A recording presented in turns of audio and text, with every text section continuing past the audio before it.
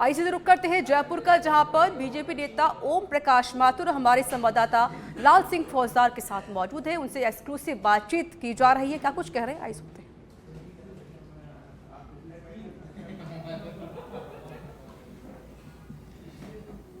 5 राज्यों का चुनाव 2024 के लोकसभा चुनाव की आधार तय करेगा, उसका भविष्य तय करेगा। ऐसे में भारतीय जनता पार्टी ने पूरी ताकत झोंक दी है इन चुनावों के राज्यों को अपने पक्ष में लाने के लिए। मेरे साथ भाजपा के वरिष्ठ नेता, छत्तीसगढ़ के चुनाव प्रभारी और उससे पहले कई राज्यों के चुनाव प्रभारी रहे ओम प्रकाश माथुर हैं, उनसे बात करते हैं। सर, सीधा सवाल तो सबसे पहले आपके प्रभार वाले राज्य की बात कर लेते हैं, क्योंकि इससे पहले कुछ तमाम सर्वे जो आ रहे थे वो आपके अनुकूल नहीं थे। अब क्या तस्वीर है, क्योंकि आपने लगातार वह मेहनत की? देखिए, साल भर प्रभार मिलते ही मेहनत करने के बाद और 90 की 90 सीटों में लगभग 2 से 3 बार मेरा दौरा हुआ और वहाँ 2 चीज़ों को हमने इशूज बनाया। एक, प्रधानमंत्री जी की जन कल्याण योजनाओं को नीचे तक पहुंची या नहीं पहुंची, उसका रिव्यू किया। दूसरा, जो वर्तमान वहाँ की सरकार है, कांग्रेस लीड भूपेश बघेल की सरकार, उसके भ्रष्टाचार को हमने उजागर किया। उदाहरण के तौर पे प्रभार मिलते ही पहला कार्यक्रम हम प्रधानमंत्री आवास योजना का लिया, जिसमें प्रधानमंत्री आवास की 8 लाख मकानों की 3 किस्त दिल्ली से जा चुकी थी, लेकिन स्टेट सरकार ने पैसा नहीं देने से वो रुक गए। तो हमने बाकायदा टॉप लीडर से लगाकर बूथ स्तर तक उन सारे लोगों को आइडेंटिफाई किया, उनके फार्म भरवाए और फिर आंदोलन किया। हमारे पास 8 लाख फार्म तो वो आए जो नीडी थे और 4 लाख अपेक्षा से आए कि हमें भी फार्म की अपेक्षा है। और बड़ी ऐतिहासिक रैली हुई और जनता में मैसेज गया कि भूपेश बघेल की वजह से हम मकानों के छत से वंचित रह गए। अगर भूपेश बघेल नहीं होता तो आज हम भी पक्के मकान में रहते। ये इशू बना। फिर शराब घोटाले का लिया, फिर ये गोधन घोटाले का लिया और उसके साथ साथ प्रधानमंत्री की जन कल्याण योजनाओं का जो हमने लाभार्थी सम्मेलन किए। और साल भर मेरा जो सभी सीटों पे दौरा हुआ, एक कार्यकर्ताओं में नई ऊर्जा पैदा हुई और भूपेश सरकार से आम जनता, आम मतदाता भी तंग आ चुका था। इसलिए मैं निश्चित रूप से कह सकता हूं कि इस चुनाव रिजल्ट में Bharatiya Janata party comfortable majority से सरकार बनाने जा रही है। रणनीति पर बाद में आऊंगा। एक सवाल मैं आपसे जरूर करना चाहूंगा माथुर साहब। मैं भी जब रास्ते में आ रहा था तो मैं सोच रहा था, कई बार चर्चा होती है ना, एक पग फेरा होता है, किसी इंसान का पैर पड़ जाए बड़ा शुभ हो जाता है। आप कई राज्यों के प्रभारी रहे, इस दौरान मैं आपसे सीधा ही जानना चाहता हूं, आप कितने राज्यों के प्रभारी रहे, वहां क्या क्या परिणाम अब तक आपने पार्टी को दिया? लगभग जहां जहां मैं प्रभार रहा हूं सभी प्रदेश जीते हैं। कोई ऐसा प्रदेश नहीं है कि नहीं हम जीते हैं।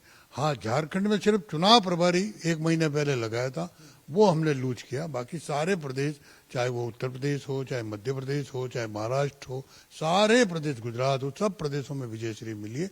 और ये कोई विजयश्री मेरे पग फेरे उसकी नहीं है।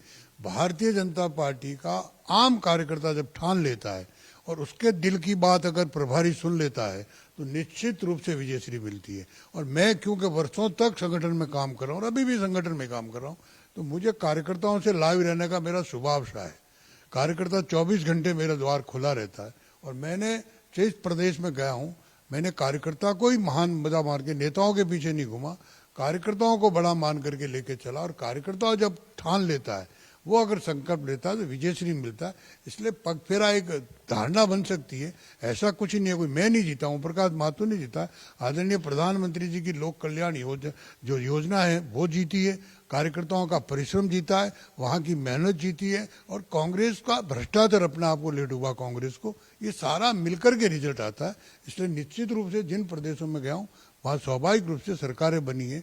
2001 में जब मध्य प्रदेश का प्रभारी बनाया, 10 साल से वहाँ कांग्रेस की सरकार थी और ये आपके दिग्विजय सिंह वहाँ सीएम रहे। उस समय उमा भारती जी को अडवाणी जी, अटली ने मुझे भेजा था देखे। उस समय तो ऐसी परिस्थिति थी नहीं, लेकिन 2003 में भी जब सरकार बनी तो उमा जी के नेतृत्व में सरकार बनी। इसलिए सब जगह इस तरह की सरकार बनी। आपने कार्यकर्ता का जिक्र किया है, तो कार्यकर्ता तो आप कई बार एक अलग भूमिका में भी देखते हैं। पिछली बार आपको राजस्थान के सीएम को लेकर चर्चा अक्सर होती है। स्वाभाविक प्रक्रिया रहती है। कार्यकर्ता अपने मन मस्तिष्क के अनुसार, अपने विषय के अनुसार वो निर्णय करता है, लेकिन इससे बड़ी कोई भूमिका नहीं हो सकती। जो कार्यकर्ता के मन में जो स्थान बना ले, उससे बड़ी कोई भूमिका नहीं हो सकती। और सदैव कार्यकर्ता ही जो है परमानेंट चीज है, बाकी सब टेम्परेरी चीज है।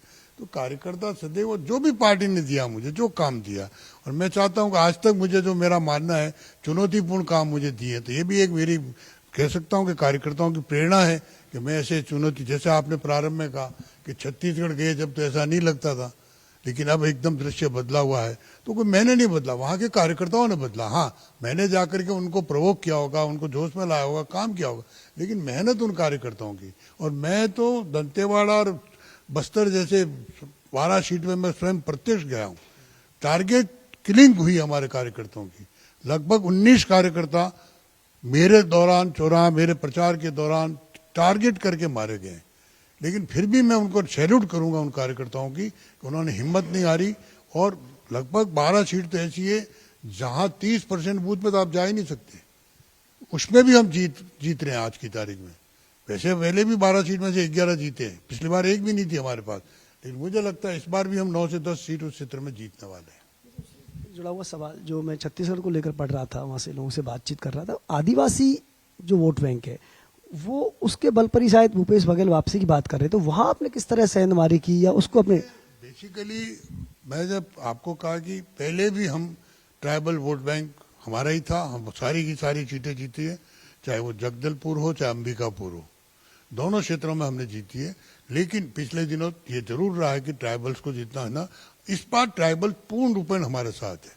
और आदरणीय मोदी जी ने जो ट्राइबल्स के लिए काम किया है, उसका घर घर तक जो पहुंचा विकास, उसको लेकर के मोदी जी के प्रति, और पर्टिकुलर महिलाओं ने भी जबरदस्त पोलिंग किया है। उस आधार पर मैं कहता हूं कि निश्चित रूप से भारतीय जनता पार्टी छत्तीसगढ़ में सरकार बनाने जा रही है। छत्तीसगढ़ का जिक्र किया, लेकिन मैंने मध्य प्रदेश भी देखा, राजस्थान भी देखा, महिलाओं की बम्पर वोटिंग हुई है। राजस्थान में 56 साल का रिकॉर्ड टूटा है, सर्वाधिक महिलाओं ने मतदान किया है।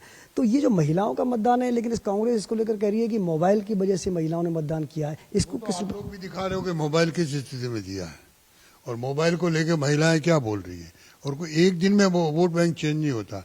पिछले 9 सालों में महिलाओं को ये पहली बार देश में होगा, एक परंपरा रही है, मकान मिलेगा तो पुरुष के नाम बनेगा, पुरुष के नाम होगा, महिलाएं ठीक है।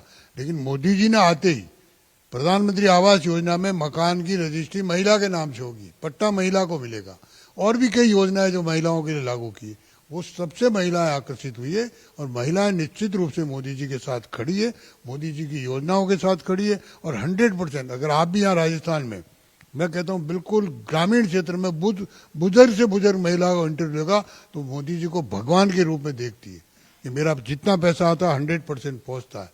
तो ये जो चीज मोदी जी ने की है, इसलिए वोटिंग परसेंट। कांग्रेस लोकतंत्र में सबको अपनी बात कहने का अधिकार है, इसलिए मैं उनकी बातों को नहीं जाता।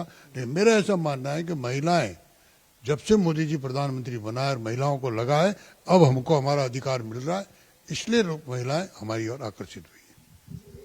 ट्रेंड देखा है राजस्थान में 18 से और 30 साल के बीच करीब 1.5 करोड़ मतदाता है, उसमें से 22 लाख मतदाता वो जो फर्स्ट टाइम वोटर है। ये काफी हद तक हम 2018 2013 का जो पैटर्न देखते हैं डिसाइडिंग फैक्टर रहा है। राजस्थान के संदर्भ में आपसे बात कर रहा हूं, तो ये जो वोटर्स है किधर लगता है, किधर गया होगा? निश्चित रूप से भारतीय जनता पार्टी की मोदी की ओर गया। 2014 के 5 स्किल इंडिया लो चाहे यूथ इंडिया लो, जो योजनाएं बनी है युवाओं के लिए, और मोदी जी अपने हर भाषण में हिंदुस्तान जवानों का देश है, हिंदुस्तान यूथ का देश है,